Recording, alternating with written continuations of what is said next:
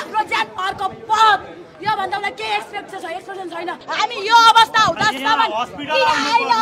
किन आइनस् हैन जसको सबमा बालेन जाँदैन पशुपतिमा आँसु झरिरहँदाखेरि पशुपतिमा लास झरिरहँदाखेरि बालेन जाँदैन बालेन शाह एकदम खतरा डेन्जर मान्छे हो यो चाहिँ यो सुशीला कार्की अनि सबैभन्दा खतरा ग्रान्ड डिजाइनर चाहिँ बालेन शाह हैन यो सुदन गुरुङ यो तीनटा सबैभन्दा खतरा हो मुलुकको लागि म सिंहदरबार जलाइन्छु भनेर कोही अमुक व्यक्तिले भन्यो त्यो भनेपछि जिम्मेवारी लिनुपर्छ उहाँ पनि कठघरामा उभिने समय आउँछ अहिले उहाँ उकालो चढिरहनु भएको छ मानिसले सेयर गरिरहेका छन् उहाँ त ओह्रालो झर्दा पनि योभन्दा ठुलो भिडले ताली पिट्नेछ त्यो उहाँलाई चाहिँ मेरो चेतावनी हो अब बालेन शाहको मेयर बन्ने सपना पनि ध्वस्त यो जन्ममा के प्रधानमन्त्री 7 जन्ममा पनि बालेनले प्रधानमन्त्रीको अब सपना छोडे हुन्छ बालेनले गु खादा पनि राम्रै भनेको छ मुत खादा पनि राम्रै भनेको छ तिमीलाई उल्लु बनाउँदा पनि तिमीले राम्रै नै भनेको छ बालेनले के भने अब जेनजीहरू